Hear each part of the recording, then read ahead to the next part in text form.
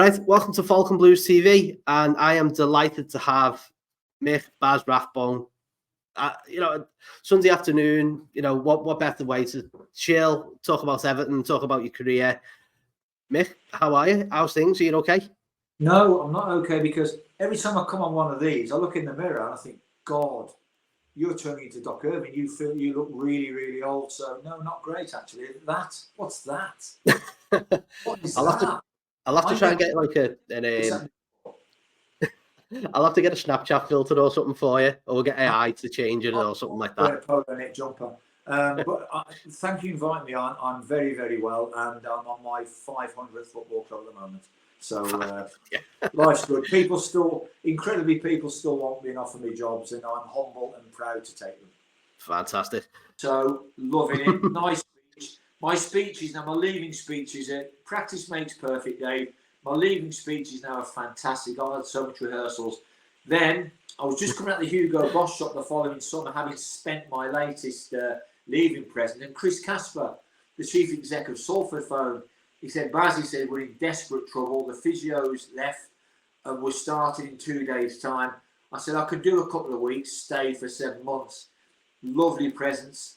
I ended up doing 3 leaving speeches on my last day, because Danny Boyer made me do the speeches to the staff, then the speech to the player, then the same speech to all the executives. But it was okay because I was so practiced now, it wasn't an issue. Yeah. So, as I say, I'm still in football. I'm 64. I'm very, very humble and grateful and fortunate to be in football. I've worked at some great clubs. Oldham's one. Oldham's got a massive fan base. I've worked at clubs who were struggling, it weren't great, but I make a decision every day to enjoy it, and I enjoy every day, and I'll be up early tomorrow. I'll drive into Oldham. I'll burst through the door with my Paul Smith, get changed, and get out on the training pitch, and we'll have a laugh, we'll work hard, and we'll try and drive standards, and we'll try and push the club back to where it belongs. Can we do it? I don't know if we can, because there's 92 teams all doing the same thing, but as I said on the Oldham TV interview last week, I promise I'll do my best. And as I got older, Dave, I changed, and I stopped worrying about what other people thought about me. I concentrated on myself, and I talk about this a lot in the second book, this kind of catharsis as I got older and that. And I just do my best, and I keep my own counsel, and hopefully Oldham will win the league. If they don't, it won't be through lack of effort on my behalf. And really, I can't really do any more, can I? No, that's it. I mean, it sounds like the enthusiasm is always there with you, Mick. Like you say, I know you're bouncing from one club to another, but that's not a bad thing, because you've got that respect from other clubs saying, listen, I haven't got a physio, but you know what? Mick Rathbone is the one that who Mr. Reliable, if you like. And, Mick's there, and his enthusiasm shines through the rest of the team, shines through the club, and it's probably testament that, the likes of Unsworth and Ebbrell are even going, you know what, Mick Rathbone still does that job. He's still got it. Probably better than most of the younger lads and the ones who aren't there, who can't be there, or for maternity and whatever else. But we're going, well, hang on, Mick Rathbone knows this job inside and out. There's probably no one better in there to do it. Yeah, and that respect, probably, that's you've earned that respect, I suppose. I guess so, and as I say, it's really interesting because I still do all the running. I've dropped into the last running pack now in pre-season. I'm in the bottom group now. All my life, it's really interesting. All my life, when I was a player and a physio, when I was younger and that, I was always the best runner at all the clubs I worked for and that. And then as I got older, the fitness started to gradually decline. And last summer at Tranmere, we started off by you had to do a 1 kilometre run, walk, then another kilometre run, walk. And I was in the bottom group for the first time, and I was dropping off. And I remember thinking to myself, Jesus, please, Mickey Mellon, please, no more. Don't say one more, because I'm done. I've got here. And it was really interesting. I thought, wow, for the first time in my life, I know how all the other people felt all them 45 years ago when they were rubbish at running, and I was really good. So I got a taste of what it's like to struggle. But the guys at Oldham, they're working really hard. Again, we're all doing our best. In terms of enthusiasm, I've looked at it over the years, every aspect of what you need to be successful, what you need to be successful in life, notwithstanding material stuff. And the more I see about it, the more I see its enthusiasm and energy. And, you know, people will forgive you a misdiagnosis. People will forgive you, I don't know, being in the bottom running group and that. But I think if your medical team don't have enthusiasm, I think you're struggling. And if I've got no enthusiasm, we're knackered. But if I don't know what nerve that is going to that muscle, I'll look in the book. So people get hooked up in learning this, learning that. Can you do that? Can you do this? It doesn't really mean an awful lot if you've got no enthusiasm and that. And I wake up every morning, God willing, and I decide my attitude today will be positive, energetic, enthusiastic. I'm going to go in, we're going to have a laugh, we're going to have a joke, we're going to work, we're going to run, we're going to enjoy it, we're going to thank God that we're all healthy on a training pitch playing football. So I choose my attitude, and notwithstanding suddenly finding out you've got a terrible illness, most people can choose their attitude, can't they? Yeah, that's it. So the attitude and the willingness and your enthusiasm, is that what caused you to write the book? Because I suppose with you being at so many clubs and at Everton for such a long period, it's like, you know, some people need to know about these memoirs and these stories, because the fans don't hear these stories, I suppose, especially from the physio side of things. It was really interesting. About, God knows, 15 years ago, I'd just been at Everton a couple of years, maybe longer than maybe nearly 20 years ago, and we had a mid-season break in Tenerife. And me and Alan Irvine was obviously in the Irish bar having a Guinness, like you do in Tenerife. And I said to Alan, I said, I'm going to write a book. And Al said to me, Baz, who's going to walk past? It's really interesting. He goes, who's going to walk past Paul Scholes' book and buy your book? And I said, mine's going to be different. It's going to be the other side of football. The side people don't want to see, the nerves, the failure, the injuries, the coming out of football with no money, no pension, a big mortgage, having to make your way start from scratch. That's my book. It's going to be about that. Fast forward about 15 years, I was working at Man United, and somebody sent a copy of my first book for me to sign. And Paul Scholes was in the room, and he was looking at the back of my book and the front of it. And on the back, there's a sentence by ESPN, and it says, you can forget the books by Paul Scholes and Gary Neville. The Smell of Football is the best football book of the year by a country mile. And that wasn't lost on me when Scholes was presumably reading the back of that and that conversation. So that's why I did that, because I wanted to write a book, and I wanted to see if I could do it all myself. So it was a kind of life experience. The first book did really well. It got loads of credit and won some really good awards and that. And it was in all the shops and that. And there's nothing like sitting on the beach in Crete one day, seeing somebody read my book.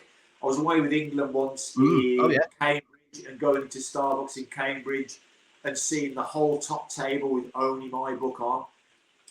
Then, when I left Everton, I wanted to write a sequel, and I was determined the sequel would be better. And the people like Dominic King and Preno and Jonathan Norcroft from the Times, they all kind of felt the second one was as good, if not better, than the first. That made me very happy. But if you sell a book in Waterstones, you only get £1 for a variety of reasons, obviously, which is understandable. If I sell one online, I get £10. So there's an element to that as well. But as I say, I'm really proud. That one, is it?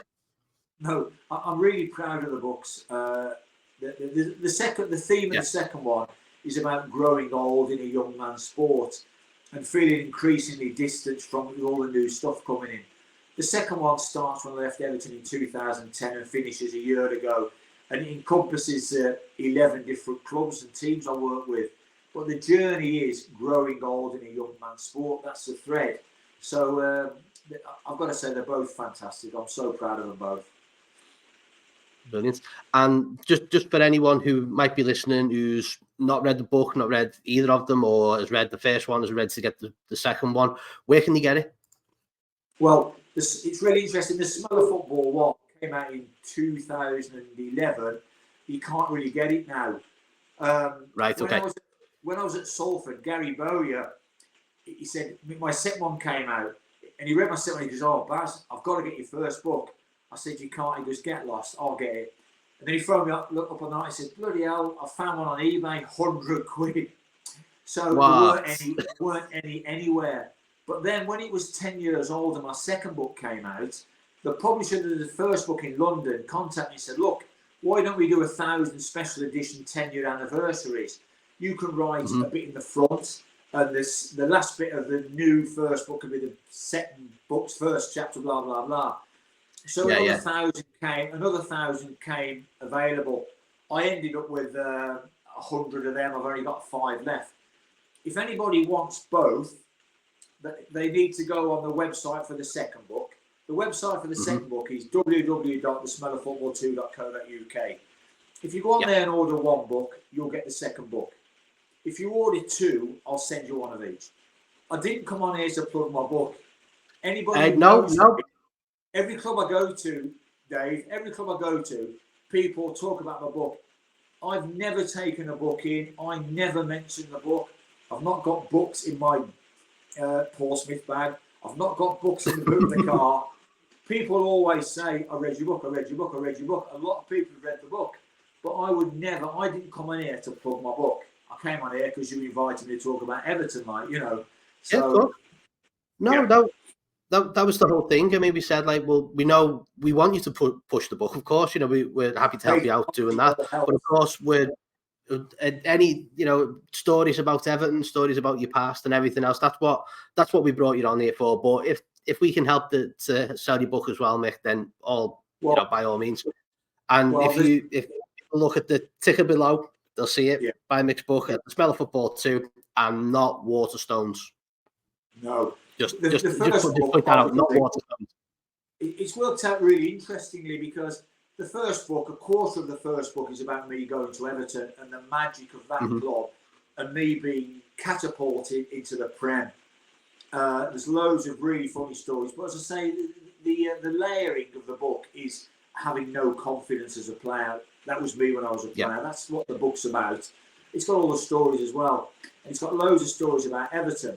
So, for example, when I was leaving Preston to go to Everton, I was really nervous because I wasn't sure if I could cope in that rarefied atmosphere of the Prem. And all the lads at Preston were saying to me, please don't go, Baz. Oh, and by the way, we've heard that the players at Everton hate physios. And we've heard in particular that Big Dunk hates physios.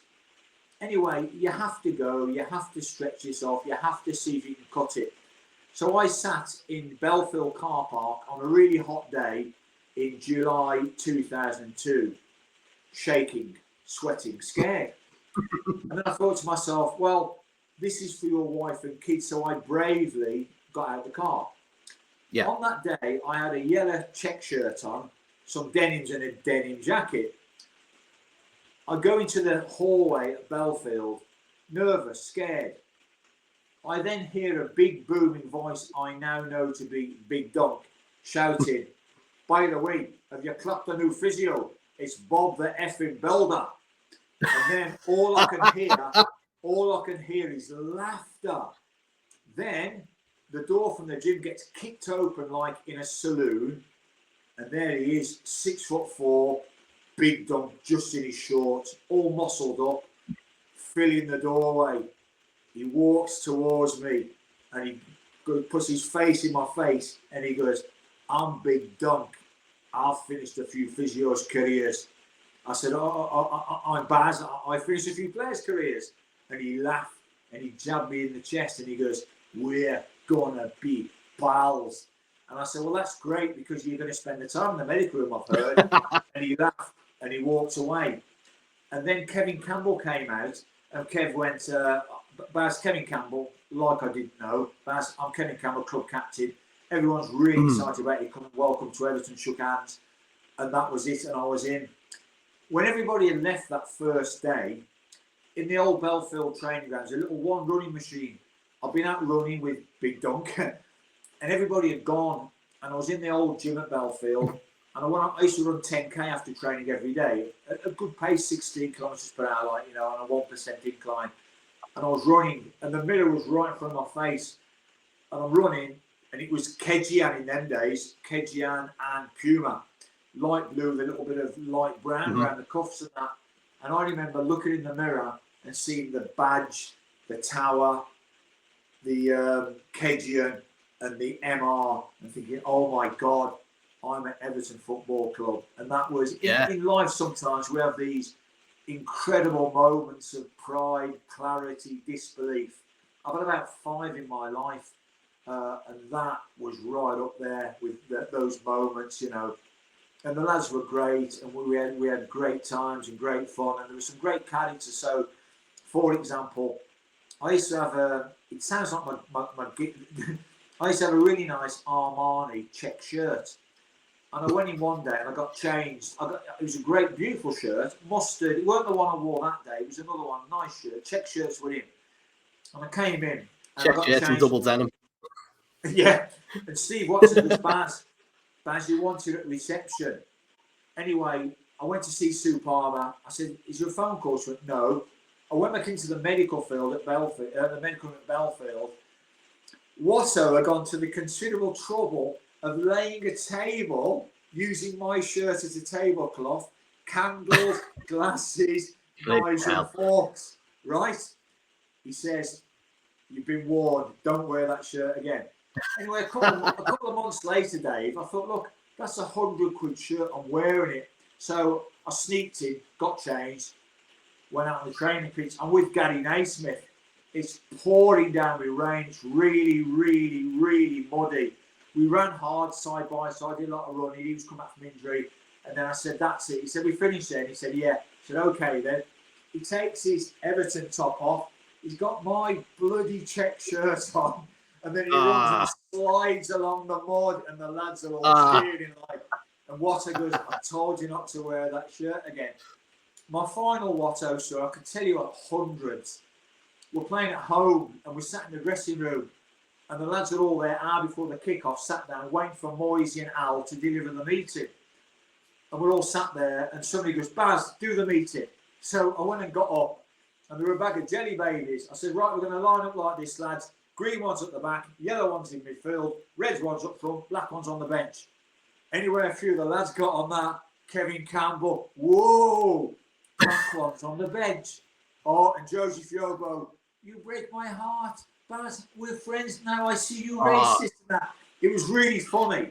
Anyway, then Moisey came in and I went into the medical room next door. He'd done the meeting. I came back into the dressing room. Watto's got my run-on bag. He goes, lads, look what I found in Baz's run-on bag. He opens the side. There's a pillowcase. He's cut the eyes out. He puts it on, like, you know. So some amazing times, amazing stories. We laughed, we joked, we won games, more importantly. And when I look, you know, my cup runneth over. I've had so much fun, so much hard work too. So much in my career, mainly as a physio. With England on the 17s, we won the Euros in Malta. The 19s won the Euros in Tbilisi. I've probably had, including the finishing 4th, beating Man U on pens for Everton, 2 promotions at Preston, 2 playoffs at Preston, a promotion when I played at Blackburn, playoffs. I probably have 10 champagne moments, you know, where you're opening champagne and that. And I've been so lucky. Some people getting on, you know, Dave. I'm all right. I've been in the that's it. Yeah, years. I've had. I think about even going to the Caribbean and little old Monster at 4,000 people winning the 3 games. Unbelievable, unheard of. The bottom world team, like, you know, to go and beat Belize and stuff like that. So I've been so fortunate to have these champagne moments, I call them. Amazing. So I know Duncan had his moments with injuries and everything else. I suppose the Everton team now have got the problems with injuries, but who's the worst that you've had to work with, either injury or just within the club? You know, the worst. I don't know who didn't you like working with, and who did you really enjoy working with? I suppose I enjoyed working with everybody, and in terms of I'll tell you the worst injuries. There's a lad at Oldham now, a young lad. I've been looking after under 18s because I haven't got a physio. for the love of the game as well as the first team. And there's a young lad in there, and it's really interesting because he's only 16, this lad, and I did an under-18s game. And he came up to me and he goes, Baz, he goes, do you know Steve Taylor? I said, oh, I don't think so. He goes, he played with you at Preston. I said, Stevie Taylor, yeah. I said, do you know him? He goes, he's my granddad. I said, God, blimey. So I started calling this lad grandson, and he calls me granddad. Anyway, grandson, who's not even started in the game, he's got a sore back. He's going for a scan next week, and we're both fingers crossed and worried that it's a stress fracture. We're hoping against hope it's not. If it is, it could be season over. So in a funny kind of juxtaposition, it's bad enough when Jags does his cruciate and he's our star player, and it's bad enough when Wayne breaks his foot or Tim breaks his foot, and when Nev done his PCL. But in a way, it's worse when grandson may have a stress fracture in his back, because he's not started yet. He's not on a massive going, In terms of players, I love working with all the players. Alessandro Pistone he had some injuries as well, all genuine, and he was a good guy. But this is when the new stuff started coming in. So one day we were at Belfield, and snow was forecast in an hour, and we're talking about a foot of snow. So Moisey goes, right, into the old Astro at Belfield, 5-a-side for an hour. Anybody don't want to go on that hard surface, Baz, 12-minute run outside with Baz. And then everybody out of there, because there's heavy snow coming in from the northwest. It's going to close the roads, right? So all I've got is Alessandro, because of his knee, he didn't want to go in the hard Astro. So I said, come on, Sandro, 12-minute run, let's go. So we set off, and he's tapping me on the back. So I stopped, said, what is it? He goes, come on, Baz. He goes, you're too fast. You go too fast. He goes, my watch. My watch say we are red. Now, I've never seen a watch that told you when you're out of breath. But it was a new thing, and you had a band on your chest. Yeah. This is 20 years ago. Everyone's got them now. I've got one, an Apple Watch. He goes, come on. So I said, bloody hell. Okay. So we start off again, a bit slower. After a bit, Baz, come on, man. I'm red. I said, what do you mean? He goes, I'm red. I said, right. I said, I'm telling you now, Sandro, if you're telling me that this is too much for you, you're out of order. I could run back to Blackburn at this pace because my watch, I said, forget your watch, mate. I said, we have a saying in this country, the tail's wagging the dog. Get super fit and monitor your fitness. Don't use the watch to tell you you're fit or not. And then he got the hump a little bit. He goes, Baz, he goes, in my country, they say you are like the minestrone. A bit of this, a bit of that, a bit of this, a bit quick, a bit fast and that. I said, what, like football? He goes, nah. And then he walked off like, So that was my first experience with the heart rate monitors. But again, he got a bad rap. He was a good guy. He was really dedicated. He worked really hard. He came back from the cruise ship he's on at Bolton in about 5 months. So that kind of legacy, he was always injured. There was that story about somebody put a sheep's heart at Newcastle. I saw a different side to the guy. And I'll tell you, Dave, you know that for every 1,000 players that start at 13, one becomes a pro. Probably, I was going to say a fifth of one. You can't be a fifth of a player, can you? But fewer of them get in the Premier League. If you get to the Premier League, you're not soft. You don't not want to play. To get to that rarefied level and leave the other 999.9 behind, you've got special stuff in that. And in my experience, the players are tough and they want to play, and that's how they got to the level and that, Amazing. What do you think of the current issues with Everton at the moment? I know, and I see what you're saying, maybe with Pistone, and I see almost a similarity to that, almost with Calvert-Lewin. Really, and I know Calvert-Lewin wants to be on the pitch, he wants to be there and stuff like that. But the injuries just seem to be just setting him back so much, so he can't progress the way he wants to. Probably something the way Pistone wanted to, but was unable to because of the ACL. What I would say to any player who's had a horrific 2 years, we've got a lot of Oldham now, been out for a year. fingers crossed, he'll be out on the pitch with me tomorrow running. He's looking good after a year. It's looking good. Fingers crossed, I'm touching wood. But I would say to all those players, because ultimately it grinds you down. So I played for Blackburn for 8 years, played 100 straight league games. Yeah, I had a broken leg and that. But generally I was healthy for 8 years. Then I went to Preston, ruptured my medial ligament, had an operation on my left knee, broke my arm in a fall, got kicked in the face, had a cheekbone. So I had 2 years of hell, of just being injured. And you wonder what's next. I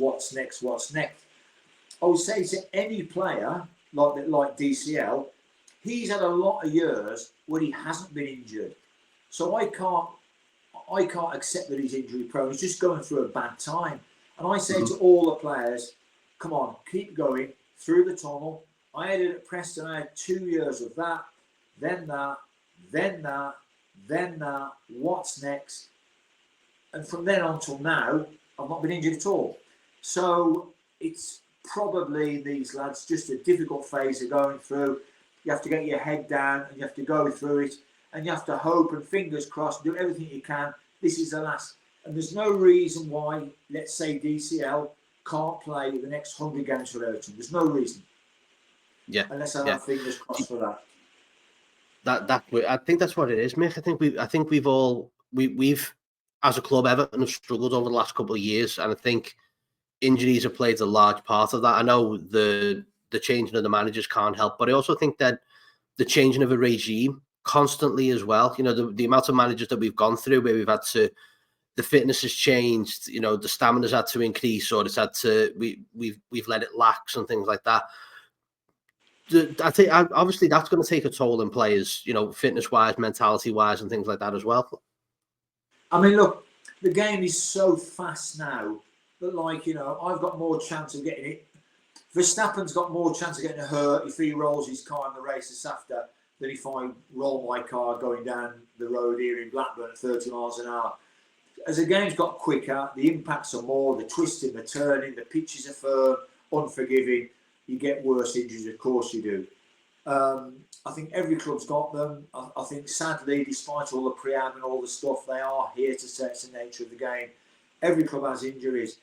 In terms of the overall picture at Everton, it's really interesting because normally what I say is wrong. I'm normally wrong. I've seen some players with England under 17s who I said, well, won't make a player as long as he's got a hole in his backside. And some of these players have played 50 games for England, so that's what I know. However, when the new regime bought the club, Mashiri's people, it was about, let's say 5, 6, 7 years ago. I'd left Everton then, but it was Tim Howard's last game against Norwich. And I went to the game, and my son-in-law had just left Norwich where he'd been the chief analyst. So me and Craig went to the game.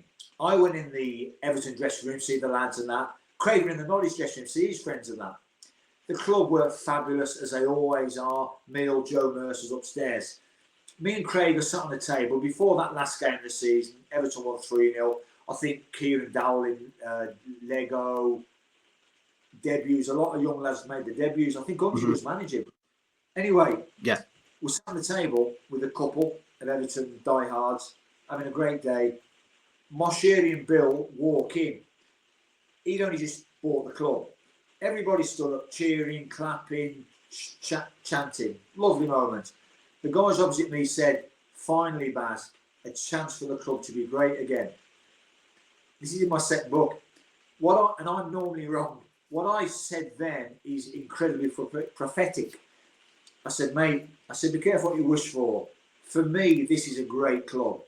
This would be a great club if it was in the Championship. It's more than just your result. It's the tower, it's the history, it's the Dixie D, it's the shirt, it's the badge, it's the songs, it's the atmosphere, it's the way the club's entrenched in the community like I've never seen it any other club. So I said, be careful what you wish for. You don't want to end up being a modern club, lose 6 games, new manager, new staff, new physio, new players.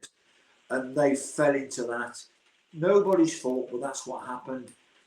Interestingly, when I went back 6 years ago, 5 years ago, for 3 years, I experienced that. So I had the unique position of leaving Everton's Moisey and the lads getting stuck in, and the crowd, and the dog poo on the walk up to the dressing rooms, and the Wilmslow and the Butty Bar and the Tower. And I'd experienced the best of that. And then I go back and then I see the new modern Everton. And that's not really anybody's fault, because all the clubs are modernised and they have got swimming pools and big training grounds. But the days of at Belfield, if you went to the toilet and left the door, if you closed the door, one of the kit men would come and tip a bucket of water over you. I remember once there was a big tin of cold soup. I think it was Jimmy Martin or Sagey. They tipped it over somebody, like, you know. So those days now are kind of gone, because it's too important, too serious, and a lot of that crazy, mad laughter. When there's a great story about Howard Kent, Jimmy Martin and Robbie Gillespie, who are still there, groundsman and Jimmy the Kitman. They become almost black belts at head tennis in the old gym. And the story goes that Howard Kent would bring a new player in, top players obviously in them days, and say, right, just got some paperwork to do. Jimmy and Robbie are going to take you for a game of head tennis. They would absolutely wipe the floor with this, I don't know, famous player. And then Howard would go in and go, how's he done, Jimmy? Yeah, done in 3-0 gaffer, 21-3, 21-3, 21-3. And I say, those days are gone, those magical days, and that, which became as part of the tradition of the clubs and that. And, you know, like when I play for Blackburn, I come off the pitch at Ewood Park. I can't believe it. As I walked in the dressing room, the first thing I did was grab the can of beer. And we were good players in a good team and that. It's all gone. I'm not saying it was better or worse than that, but it has changed. And I don't think Everton, the club it was, has really benefited from the change. You know, some clubs who maybe were old-fashioned and that's gone up to date with the latest stuff, maybe they needed that. I'm not sure that Everton needed that or benefited from it. So Belfield was intimate. It was great. The walls around it. We kick a ball over in the shooting. You'd hear a car door open, car door slam, car drive off. I'd sprint round. The ball had gone, like, you know. We had such a laugh in those days and that. And obviously, it's much better having a swimming pool, having great facilities, having a bigger restaurant, having the academy on the same side, having the ladies on the same. I'm not saying it's not better. Of course it's better, but you lose a little bit of the magic. Yeah, and that's a shame. Inevitable, you know, nobody's fault. But people, when I went to Man U, they were at Cannington, and the old timers there were kind of craving being back at the Cliff, in the way that the people at Finch Farm were craving the days of Jimmy Martin on the head tennis and tipping the water over people for closing, all those magical things and that, like, you know. But I guess, you know, that's progress and that. But I'm not sure if Everton kind of came out of it well. You know, they lost. I felt nobody's fault. They lost a bit of that heart and the spirit and the Everton way. And I remember once playing for Blackburn and getting drawn at Everton in the FA Cup 4th round, 42,000 on. I remember taking a throw and he slaps, hey, you ball, all behind me. I remember feeling really intimidated going up there. I remember walking in my suit with all the Rovers lads and that. There were about 15 little Everton fans. Hey, you prick, and all that kind of stuff and that. And Everton was a fortress. Yeah. When I worked there as a physio, I remember thinking back to my playing days there and the days of physio, thinking, God, this must be the hardest place in the Premier League to come. Oh my God, the atmosphere and the passion. And to be fair, they done it again. The fans done it again over the last couple of years. Yeah. I went to the Brentford game, last but one, the season before last, when Jolly got sent off. I've been in football 48 years, mate. I've never experienced an atmosphere like that for the Brentford game. Richarlison scored a scabby goal early on. they were really unlucky there because Jada got sent. I got done 3-1, I think, in the end. It was all doom and gloom. I had to do a couple of talks in the boxes, and it was dead in there, like, you know. Yeah. Unless my talks might have been shit, it might have been that, like, you know. But I've never experienced an atmosphere like that. But, you know, I think of all the clubs, because Everton's strength was the passion, and almost like the old lady of Goodison, that the oldness and the tradition lived at Goodison, and the girl throwing the mints in, and all those things, and the first few bars of Z cars and the hair standing up. Yeah. And when we won, me and Jimmy Comer on the pitch, it's a grand old. You look up and the directors are shouting it and that. And we lost a bit of that, as you're bound to do. But I think because Everton had so much of it, relatively you lose a lot more. If you were at a club that didn't have that founder member state and the noise and the tradition, and then you're not going to notice it so much, like, you know. So I got the benefit of being there in those mad days. I remember when Andy Johnson scored, when Rayner fumbled it, Andy Johnson headed it in 3-0. Thanks for coming. I was carrying a bottle of water around, and the bottle of my water was dancing. The noise was so high, the water was dancing. I remember it was a really nice day. I remember leaving Goodison an hour later, after all the straps had been put away and that. I remember driving, the pubs were mobbed, I could hardly get out, the singing and that, like, you know. So I experienced that incredible passion. I remember when we was going to get fourth, we're beating Newcastle 2-1, then TC in the Gladys end, chest buried, game over. We were going to finish fourth, assuming Liverpool get beaten Arsenal tomorrow, which they did. And I remember that lap of honour, 40,000 people stayed behind and that. So no one left. I tasted, enjoyed all that traditional side of things. And again, Dave, it's nobody's fault. If money comes into the club, why wouldn't you move to one of the best training grounds in the Premier League, which it is? I've been to all of them. Yeah. Why would you not want a pool? Why would you not want the ladies' fort on? Why would you not want, you know, this is Finch Farm, this is it? But I think in a way you lost a bit of that. And I thought when I say my second book, you know, it was drifting, and it wasn't the manager's faults, and people like Marco Silva, they thought he was great fellow, worked really, really hard and that. Ancelotti came in. I thought he understood the club a bit and started, but it was when Big Dunk took over. Big Dunk brought it all back together again, and he would come in I was with the 23s then, he'd come in our room and sit having a brew and telling stories against me and that, you know. And I thought he recreated, in that short period of time, he recreated that little bit of magic that had gone. And it's nobody's fault that it went. You know, it's like anything else. If I lived in the same house for 35 years, my kids came. I was still playing for Preston when I moved into that house, and the kids came home from the hospital in there.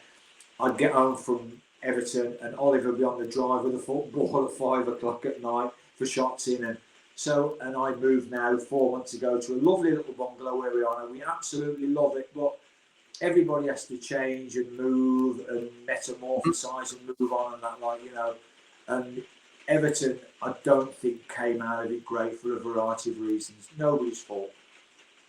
Yeah, I think there's a lot to be said even as well with the new stadium. I think, you know, like you say about losing that magic at Goodison, I think we've got to try and bottle that for the next 12 to 18 months and take it with us, because I think the new stadium looks absolutely incredible, which we've all seen. Yeah. But I just think we've got to have a team to go in there, and the fans have got to be ready to just be behind everything. We've got to start putting that magic back into the ground, and that's a wonderful sentiment and a wonderful saying to say. The magic has just sort of dwindled from the club, and that's what we need to get back. And that's I think that's something the fans have tried to replicate and bring back as much as they can with, you know, the atmosphere and stuff. But I just think now, I think the senior management and the board have got to take that as a, you know, the fans can't do this alone. We need more, and we need to get to where we need to be. The fans have more than done their share. The fans, without doubt, kept from the season before last and played a big part last season. That, like, you know, Moyes understood, didn't he? Moyes grew up in Glasgow. Yeah. Moyes understood. So I was only there with Moyes in the first team, and that he coined the phrase of people's club. Absolute genius. He benefited from Wayne coming through as well. I remember my first couple of years, we had the bus with Everton all over the side, the blue bus as well. So we'd go into Spurs, Chelsea, Newcastle, and within, 400 yards of the ground, all you're seeing is Everton fans, every single pub singing. I would say maybe since Kendall, and you got the effort, maybe since the Kendall League, those couple of years with Wayne's emergence and that they may be even a golden period in the last 50 years. And I was lucky that I was there. And as I say, my memories of that time were incredible, of Everton fans everywhere, So I've been lucky.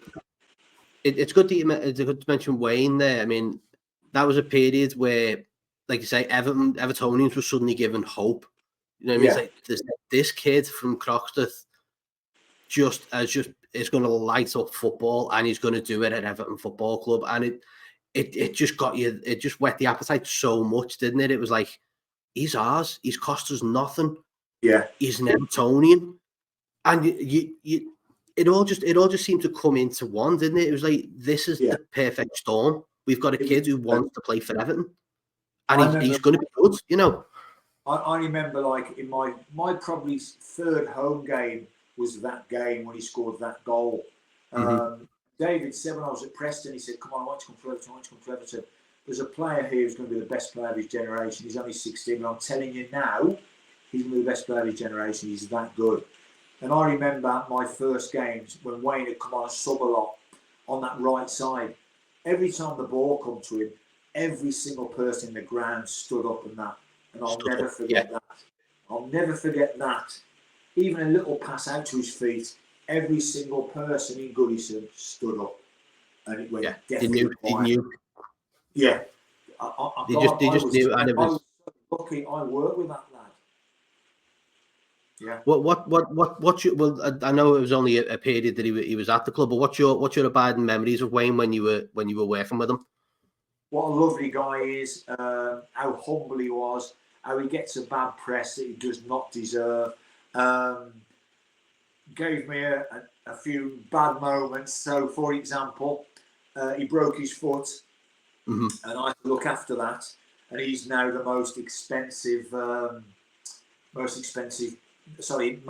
famous player in the world, dare I say. I'm looking after his foot.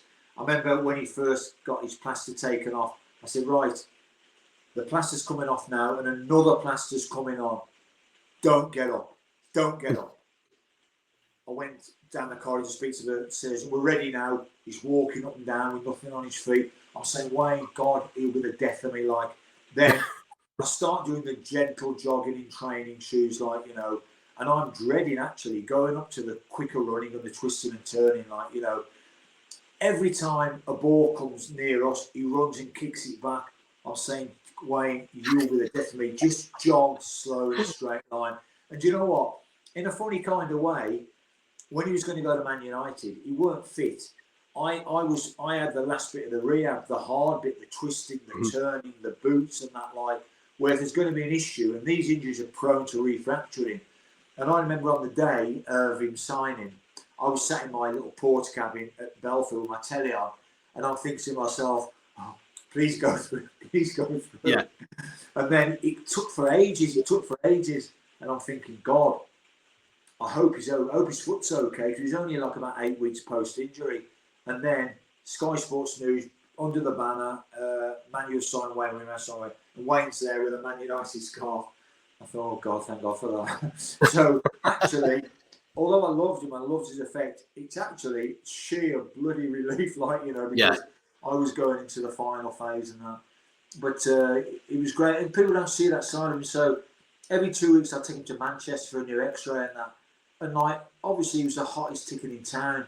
And at that time, where Spinningfields is now, that was just starting the refurbishment. We went to a little old place that was getting knocked down, the specialist private place in Manchester. It's now all Spinningfields. And you come out of the car, and there were dozens of builders running over. and he signed, Wayne signed everyone. He signed their hard hats and that, like, you know. And we went in the room, people were coming over. He never said no. He laughed and joked. He was very shy. He signed everybody's autograph. And then I'll tell you one story about Wayne though. We was going there one time. He says, "Oh, Baz," he goes, "I've bought a house." And I said, "Welcome to the world of the mortgage payers." He goes, "What's a mortgage?" I thought, yeah, I should have guessed really. And then there was an issue about his knee when England wanted him. And me and him and Dave, we felt he shouldn't go to South Africa because he had a minor knee injury, which was bona fide, and they were keen that he went and that, like, you know. So we had this meeting, all relatively amicable and that, with Ericsson and Gary Loon, who's a good friend of mine. And there was no dramas. We agreed. He got this minor tweak. He'd stay with me for 2 weeks, miss a trip to South Africa, and join up with the squad later in the summer. No issues in that. And Moisey goes, "Baz, I just want to word with Paul Stretford. Will you take Wayne for a cup of coffee?" And we was in a really expensive hotel, like, you know. So me and Wayne went to the bar. I said, "Can we have 2 cappuccinos, please?" Like, you know. And Wayne says, "I'll get these." I said, "No, I'll get them." He said, "I'll get them." He pulled out, I don't know, 500 quid. I said, "Son," I said, "I'm getting them. It's a short career." And I ended up buying coffees, like. But just great stories. God, I worked with Wayne Rooney. Yeah. Amazing. But you know what? He was the best player in Europe, maybe the world at the time.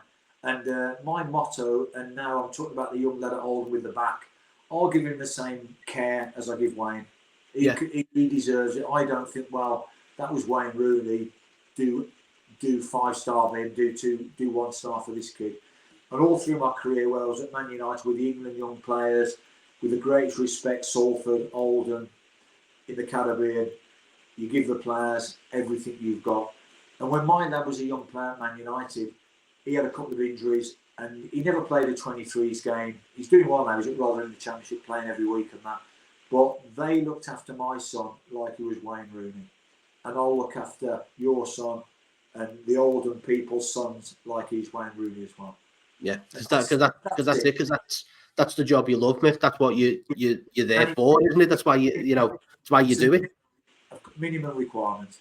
I cared about the lads and that, like, you know. Okay, at Oldham and clubs lower down, there's virtually zero external pressure. At Everton, at that level, there's external pressure. I remember once when we played AEK Athens, we was there for about 3 days, like, you know. Dave liked to prepare properly, no issues. It was great. We're in a hotel right by the Acropolis.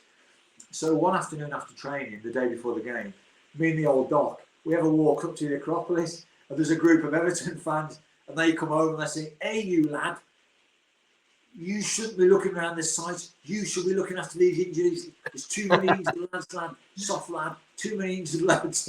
So we got a flee now and go back to the hotel. So, as I say, there's a lot more external pressure the harder we go. But it doesn't matter to me. The job's the job. The injury's the injury. You know, a grade 1 ankle sprain's a grade 1 ankle sprain, whether you're Mbappe or a lad at Oldham. Yeah, the Shunkers at Oldham, exactly. Yeah. But having said that, I've been really surprised at Oldham. What a big club.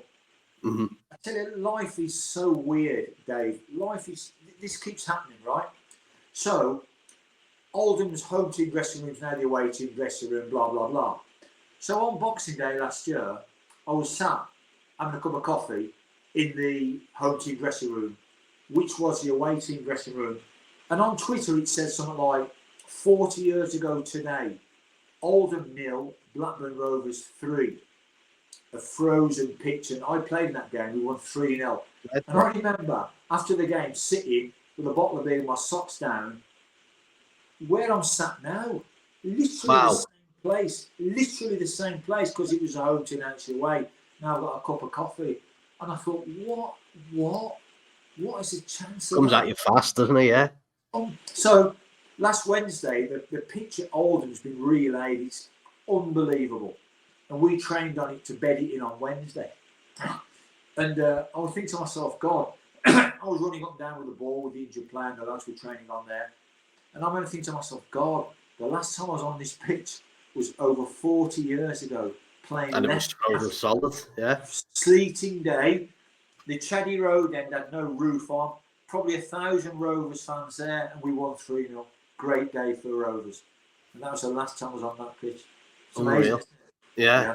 But like that, life comes at you so fast, that they just when you're getting that and just seeing stuff like that, unbelievable. I had this joke, Dave. I had this joke, and I'd say to some players at any club, I said we have a fantastic lad called Mickey Funder. He's a centre forward for Old, and we have a great relationship, And he asked me to do a bit on his Instagram every day, just to tell her, I don't know. He'd say, Baz, everything okay? How did I train today? And I would say, Mick, I thought you were outstanding. Unfortunately, you should have been out running round.